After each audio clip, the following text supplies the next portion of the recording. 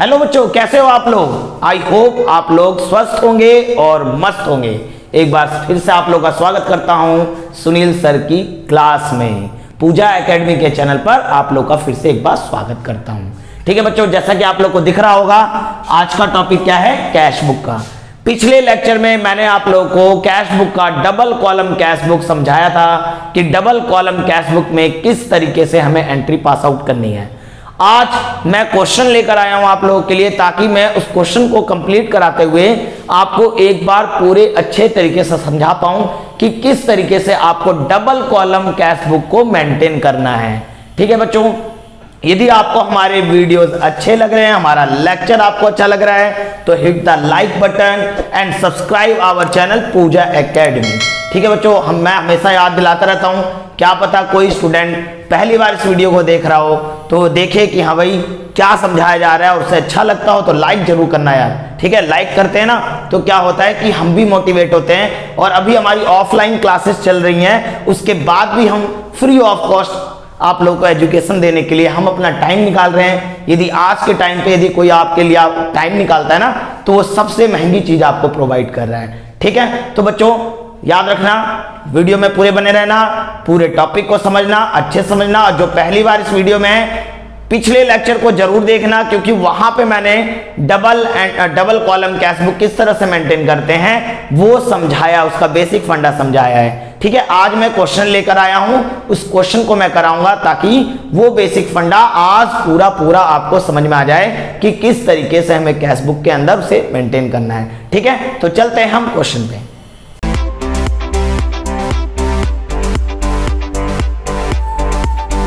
तो बच्चों आप लोग को ना स्क्रीन पे एक क्वेश्चन दिख रहा होगा, मैं उस क्वेश्चन को यहाँ पे सॉल्व करके दिखाता हूँ, ताकि आपको जो मैंने पिछले लेक्चर में समझाया था कि किस प्रकार से कैसे कौन सी एंट्री कैसे ट्रांसफर की जाती है कैश बुक के अंदर, वो आपको बिल्कुल सिंपली समझ में आ जाए।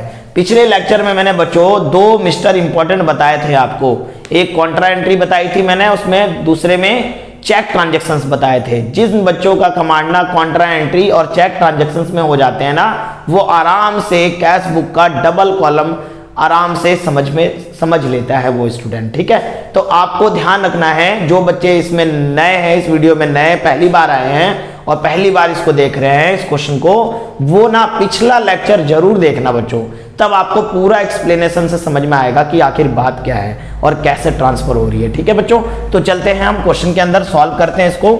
तो ये मेरा डेबिट साइड है, जिसको रिसिप्ट साइड भी कहते हैं, ये क्रेडिट साइड है, पेमेंट साइड भी कहते हैं। बच्चों मैंने फॉर्मेट पहले बना रखा है ताकि क्वेश्चन मैं डायरेक्टली सॉल्व करता जाऊं, टाइम वेस्ट ना हो।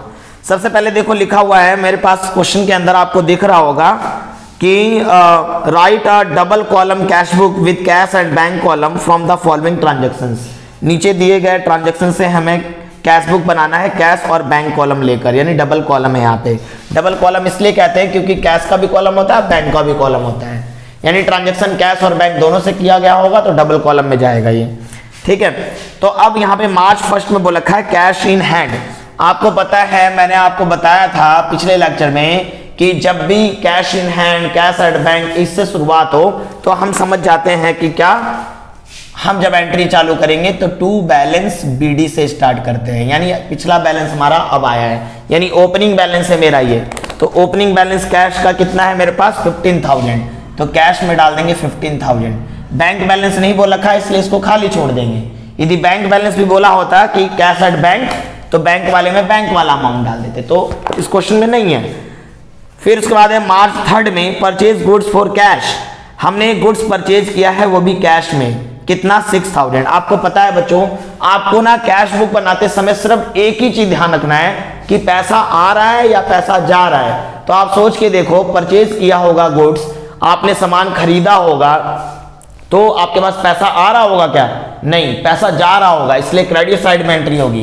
क्या लिखेंगे? By purchase account, by purchase account. March कौन सी डेट को है? मार्च थर्ड में हुआ है ये काम, तो मार्च थर्ड डाल दिया मैंने। कितने का परचेज किया था? 6,000 का। कैश में परचेज किया था इसलिए कैश वाले कॉलम में डाल देंगे। डिपॉजिट इन द बैंक, मार्च 5 में बोला है डिपॉजिट इन बैंक, थोड़ा कॉमन सेंस लगाना। अब हमारी वही वाली बात आ गई, मिस्टर इंपॉर्टेंट वाली बात। यहाँ पे क्या हुआ है, बैंक में हमने पैसा जमा किया है। तो मैंने आपको कहा था कि बैंक में यदि पैसा जमा करते हैं या बैंक से पैसे निकालते हैं, पर्सनल यूज के लिए नहीं, ऑफिस यूज के लिए या बिजनेस के लिए, तब आपकी कॉन्ट्रा एंट्री वहां पे आएगी। तो कॉन्ट्रा एंट्री आएगी तो कैसे समझना है आपको, मैं इसकी जनरल एंट्री कर देता हूं, थोड़ा सा आपको समझ में आ जाए कि क्यों ऐसा हो रहा है। तो हमने बैंक में पैसे डाले तो इसकी जनरल एंट्री क्या होगी, bank account debit to cash account. ठीक है, ये मार्च क्या था मेरे पास, मार्च 5 में, मार्च 5 में यदि हम देखें तो जनरल एंट्री ये बन रही होगी हमारी, कितने अमाउंट से, 5000। तो मेरे बच्चों, मैंने पिछले लेक्चर में समझाया था कि ऐसी एंट्री जिसमें बैंक और कैश दोनों का नाम आ जाए तो हमारी कॉन्ट्रा एंट्री होती है। कॉन्ट्रा एंट्री मींस दोनों तरफ एंट्री पास आउट होगी। तो बैंक डेबिट हो रहा है, इसलिए डेबिट साइड में बैंक वाले कॉलम में लिखेंगे 5000। ठीक है, और क्या लिख देंगे यहाँ पे, to cash account. Bank debit कैसे हुआ, क्योंकि हमने पैसे डाले हैं उसके अंदर मार्च 5 में, और यहाँ पे एलएफ वाले कॉलम में सी लिख देंगे। सी मींस कॉन्ट्रा, कॉन्ट्रा का मतलब उधर भी एंट्री जाएगी। यहाँ लिखेंगे देखो कैश क्रेडिट हो रहा है तो क्रेडिट साइड में कैश वाले कॉलम में डालेंगे। ठीक है, और क्या लिख देंगे, बाई बैंक अकाउंट। किस कारण से हुआ, रीजन लिख देते हैं। समझ में आ रही बात। तो ये होती है हमारी कॉन्ट्रा एंट्री। ठीक है, आई होप आपको समझ में आ रहा होगा। जो पिछले लेक्चर को देख चुके हैं उनको और ज्यादा आ रहा होगा, और अभी जो पहली बार देख रहे हैं उनको भी आ गया होगा, क्योंकि बैंक डेबिट हो रहा है इसलिए डेबिट साइड में बैंक में डाल दिया। रीजन क्या था, कैश के कारण। कैश क्रेडिट हो रहा है इसलिए क्रेडिट साइड में कैश में डाल दिया। रीजन क्या था, बैंक के कारण। रीजन हमेशा अपोजिट लिखना होता है। ठीक है, किसके कारण क्रेडिट हुआ है, किसके कारण डेबिट हुआ है, ये चीज है। आगे चलते हैं, कैश सेल्स। कैश सेल्स किया है मार्च 8 में, यानी नगद में माल बेचा है। तो नगद में माल बेचोगे तो आपके पास पैसा आया होगा। तो मार्च क्या है मेरे पास, 8 मार्च। 8 मार्च को क्या लिख देंगे हम, टू सेल्स अकाउंट। वो भी कैश में बेचा है तो कैश वाले में डाल देंगे। कितना अमाउंट डाल देंगे, 10,000 डाल दिया बच्चों। ठीक है, उसके बाद लिखा है मार्च 8 में cash withdrawn from bank for office use. पैसा हमने बैंक से निकाला है ऑफिस यूज के लिए। तो देखो यहाँ पे भी मार्च किसकी बात है, ये मार्च 10 की बात है। तो पैसा बैंक से निकाला है तो इसकी एंट्री क्या होगी, cash account debit to bank account. मैं जनरल एंट्री इसलिए बता दे रहा हूं ताकि आपको समझ में आ जाए कि कॉन्ट्रा एंट्री कैसे पास आउट करनी होती है। ठीक है, कितना अमाउंट है, 2000। ठीक है, ऑफिस यूज के लिए निकाला है, यानी बिजनेस के लिए ही पैसा निकाला है, तो कॉन्ट्रा एंट्री होगी हमारी। तो कैश डेबिट हो रहा है तो डेबिट साइड में कैश वाले में डाल दोगे कितना, 2000, और क्या लिख दोगे, टू बैंक अकाउंट। बहुत अच्छे से समझ में आ रहा होगा, ध्यान दोगे पूरा समझ में आएगा। सी लिख देना क्योंकि दोनों तरफ एंट्री पास होनी है इसकी। ठीक है, फिर यहाँ पे ये क्या था मेरा, मार्च 5 का था ये। फिर मार्च 10 में मेरा क्या हो गया, अब यहाँ देखो बैंक क्रेडिट हो रहा है तो क्रेडिट साइड में बैंक में डाल देना है 2000। क्या लिख दोगे, बाई कैश अकाउंट। यहाँ लिख दोगे सी, कॉन्ट्रा एंट्री। ठीक है, सी माने कॉन्ट्रा हो गया, यानी इधर भी एंट्री हुई है उधर भी एंट्री हुई है। आगे चलते हैं भाई, आगे बोल रखा है क्या, मार्च 12 को receive cash from Damini. Damini से पैसे मिले हैं, तो पैसे मिले हैं ना भाई, तो डेबिट साइड में आएगा। क्या लिख देंगे, टू दामिनी। दामिनी से पैसे मिले हैं। ठीक है, मार्च कौन सी डेट में, मार्च 12 में। मार्च 12 में दामिनी से पैसे मिले हैं। कितना मिला है भाई, 3000 मिला है, तो कैश वाले में हमने 3000 डाल दिया। ओके, आगे चलते हैं, मार्च 15 में receive cheque from Dolly and deposit in the bank on the same day. साफ साफ लिखा है। मैंने बच्चों चेक ट्रांजैक्शन जब समझाया था, मिस्टर इंपॉर्टेंट लगाकर मैंने समझाया था कि जब भी आपको कोई चेक रिसीव हो, और तो उसके नीचे भी देख लिया करो कि उसी दिन जमा किया गया है या नेक्स्ट डे जमा किया गया है। तो यहाँ पे साफ साफ बोल दिया कि जो डॉली से चेक मिला था ना, सेम डे हमने जमा कर दिया। तो सेम डे हमने जमा कर दिया तो क्या लिख देंगे, यहाँ पे पैसे हमारे पास आ गए, टू डॉली लिख देंगे। ठीक है, मार्च 15 सेम डे हमने डाल दिया है कितना, 2000, तो बैंक में डाल देंगे 2000। ओके, आगे चलते हैं मार्च 18 में। मार्च 18 में क्या रखा है, रिसीव चेक फ्रॉम दीपक। अब जरा ध्यान देना, एक चेक दीपक से हमें मिला है। ब्रैकेट में वैसे इन्होंने नॉट बैंक लिख दिया, अब तक बैंक में डाला नहीं है तो आपको पता है। और उसके बाद 19 तारीख को उसी के नीचे देखो, check receive from Deepak deposit in the bank, यानी 18 तारीख को चेक मिला, चेक रिसीव हुआ, लेकिन 18 को जमा ना कर कब जमा किया गया है, 19 को चेक डिपॉजिट किया है बैंक के अंदर। ठीक है, तो बच्चों पिछले लेक्चर में मैं समझाया था, जो इस लेक्चर में है ध्यान देना। जब भी आपको चेक रिसीव हो और उसके बाद कोई अलग डेट में उस चेक को जमा किया जा रहा हो, तो ये चेक इन हैंड है। ये मेरा क्या है? Cheque in hand. यानी 18 तारीख को तो हमारे पास ही चेक पड़ा था ना, 19 को बैंक में जमा हुआ है, तो ये चेक इन हैंड की कोई एंट्री नहीं होती। 19 को जमा हुआ है ना, तो 19 तारीख की एंट्री करेंगे हम यहाँ पे, मार्च 19। क्या लिख देंगे? To cheque in hand. जो हाथ में हमारा चेक था वो हमने जमा कर दिया। कौन सा वाला चेक? दीपक। तो यहाँ दीपक लिख देना ब्रैकेट में, ताकि ये पता रहे कि दीपक वाला चेक अब जमा किया है। ठीक है, तो कितना अमाउंट का था? ये था हमारा 5000 का, तो 5000 लिख देंगे। समझ में आ रही बात? 18 मार्च की एंट्री क्यों नहीं की? क्योंकि चेक इन हैंड की एंट्री नहीं होगी। उस दिन तो जमा ही नहीं किया था ना, उस दिन तो चेक आपके पास ही पड़ा था।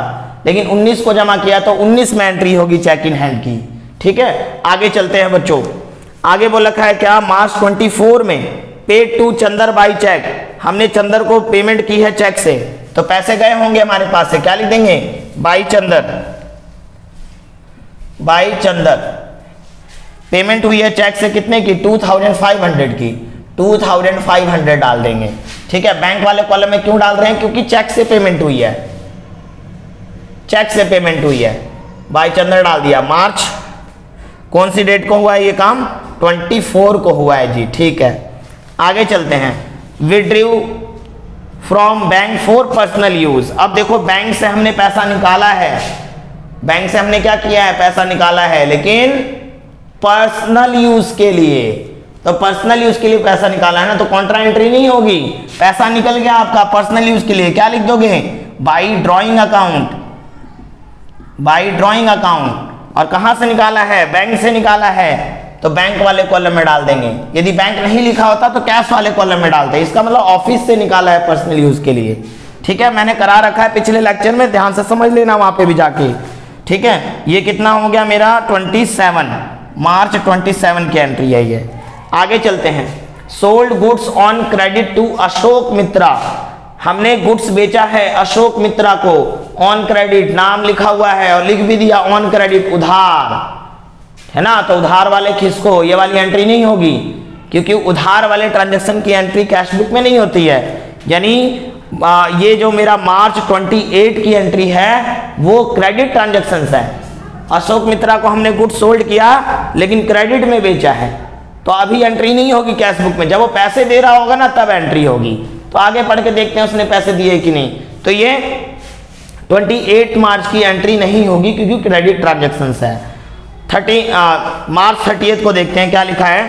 Purchase goods on credit from Chander. Chander से हमने उधार में माल खरीदा है, इसकी भी एंट्री नहीं होगी। उधार वाले ट्रांजैक्शन की एंट्री नहीं होगी। आप ना जब भी एग्जाम में करोगे ना तो नीचे नोट लिख देना इस तरीके से कि क्यों नहीं हो रही एंट्री यहाँ पे। March 28 and March 30 both are credit transactions. Credit transactions मैं यहां लिख दे रहा हूं, आप भी एग्जाम में यदि नोट में लिख दो तो ज्यादा बेहतर रहेगा। So not taken in cash book, इसलिए इसको हम कैश बुक में नहीं लेते हैं। ठीक है, तो मार्च 28 और मार्च 30 की ट्रांजैक्शन की एंट्री नहीं होगी। आगे चलते हैं। March 31 receive cheque from Ashok Mitra and deposited in the bank. अब मुझे एक चेक मिला है अशोक मित्रा से और हमने बैंक में डाल दिया है। तो अशोक मित्रा से मिला है और उसी दिन डाल दिया। देखो लिखा हुआ साफ साफ। जब भी आपको चेक रिसीव होना बच्चों और तो आगे जरूर देख लिया करो। यदि आगे कोई ट्रांजैक्शन नहीं है तो हम समझ के चलते हैं कि उसी दिन हमने बैंक में डाल दिया है, या कई बार आपको क्वेश्चन में लिख दिया जाएगा कि हमने उसी दिन बैंक में डाल दिया है। तो अच्छी बात है, हम लिख देंगे टू अशोक मित्रा। अशोक मित्रा, ठीक है, ये 31 मार्च को है। ठीक है, कितने का चेक था? 2000 का। तो 2000 बैंक में डाल दिया गया है, उसी दिन डाल दिया, इसलिए 2000 डाल दिया हमने यहाँ पे। फिर आगे मार्च 31 को bank charges for the month, bank वालों ने चार्ज काटा है। एक बात बताओ, बैंक वाले जब चार्ज काटते हैं तो क्या आपके घर पे आते हैं बोलने के लिए कि भाई साहब आपका चार्ज कट रहा है पैसे दे दो? वो अकाउंट से ही काट लेते हैं। तो by bank charge, by bank charge, तो बैंक चार्ज से आपका बैंक अकाउंट कम हुआ होगा। कितने रुपए था? 100 रुपए का। 100 रुपए ले लेंगे यहाँ पे, ठीक है, मार्च 31। अब कोई एंट्री नहीं है, यानी ये हो गया हमारा क्वेश्चन कंप्लीट। अब इसको क्या करेंगे, हम टोटल करेंगे और देखेंगे बैलेंस कितना आता है। तो हमेशा याद रखना बच्चों, जब भी आपका क्वेश्चन हो जाए ना, थोड़ी लाइन ज्यादा छोड़ा करो ताकि आपका बैलेंस निकालने में दिक्कत ना हो। टोटल करते समय ये 2 लाइन लगाया करो, इसका मतलब होता है कि यहाँ पे टोटल कंप्लीट हो रहा है मेरा, ठीक है। तो ये छोटी छोटी बातें हमें ध्यान रखनी है। तो आप कैश वाले का पहले देख लो, कैश वाले का देखते हो यदि आप यहाँ पे, तो ये बन रहा है मेरा 15, 10, 25, 25 और 5, ये हो गया मेरा 30,000। इधर भी 30,000 लिख दो, जिस तरफ का टोटल ज्यादा हो दोनों तरफ वही लिखते हैं। अभी बैंक मत देखना, अभी सिर्फ कैश का देख रहे हैं हम। तो कैश वाला देख लिया हमने, तो इधर का टोटल ज्यादा है, ज्यादातर बच्चों इधर का ही टोटल ज्यादा आएगा, बैलेंस इधर बच रहा होगा। लेकिन ये मत रट लेना कि इधर का ही ज्यादा टोटल आएगा, ठीक है, ये मत सोचना, लेकिन ज्यादातर का ऐसा ही होता है, ठीक है। तो यहाँ पे देखेंगे, यदि मान लो यहाँ का टोटल ज्यादा था तो यहाँ लिख देते हैं, यहाँ लिख देते हैं, यहाँ बैलेंस आता है। जिधर टोटल कम होता है वहां बैलेंस सीडी आता है, ठीक है। तो यहाँ पे मेरा कितना हो गया, ये 30,000 लिख दिया, उसमें से 11,000 लेस कर देंगे तो ये हो जाएगा मेरा 19,000 का बैलेंस बच जाएगा बाई बैलेंस सीडी, ठीक है। सीडी क्या होता है, वो बैलेंस जो लास्ट में बचा हुआ है हमारे पास। सीडी का मतलब क्लोजिंग बैलेंस, बीडी का मतलब ओपनिंग बैलेंस। शुरुआत में जो होता है ओपनिंग होता है, क्लोजिंग जो होता है सीडी होता है। बता रखा है मैंने पहले वाले लेक्चर में, ठीक है, क्या होता है लिखवा भी रखा है, ध्यान रखना। बस अभी ध्यान रखना, जो सब्ट्रैक्ट होके होता है वो सीडी होता है। तो कितना हो जाएगा मेरा 19,000 का मेरा यहाँ पे कैश का बैलेंस बचेगा। अब इसी तरह बैंक का निकाल लेते हैं। तो बैंक का यदि हम देखें यहाँ पे, तो बैंक का भी इधर का टोटल ज्यादा आ रहा है, 5, 5, 10 और ये हो गया मेरा 14,000 में से हम इसको लेस कर देंगे, ये हो गया 4 और 2 6, 6,100 लेस कर देते हैं। तो 14,000 में से हम 6,100 लेस कर देते हैं, तो बच्चों ये आ जाएगा मेरा 7,900 का हमारा बैलेंस सीडी बच जाएगा बैंक वाले का। तो बैलेंस सीडी कैश का 19 और इसका बैलेंस कितना आएगा 7,900। बार बार बैलेंस सीडी लिखने की जरूरत नहीं है, बैलेंस सीडी लिख दिया तो इसका कितना है वो लिख दो, बैंक का कितना है वो लिख दो। मैं यहाँ पे ना अलग कलर से लिख देता हूं कि ये बैलेंसिंग फिगर है, ये हमने माइनस करके निकाला हुआ है ये, ठीक है। यानी आपका जो लास्ट में मार्च 31 को जो बैलेंस बचेगा कैश का 19,000 और बैंक का 7,900। तो बच्चों इस तरीके से हमें डबल कॉलम कैश बुक को सॉल्व करना होता है। बच्चों एग्जाम में आता है, आप प्रैक्टिस करना। मैं आप लोगों को एक क्वेश्चन होमवर्क में दे रहा हूं, ठीक है, और आप लोगों को उसका आंसर क्या करना है, कमेंट सेक्शन में लिखना है कि आपका कैश बैलेंस कितना बचा है और बैंक बैलेंस कितना बचा है उस क्वेश्चन का, ठीक है।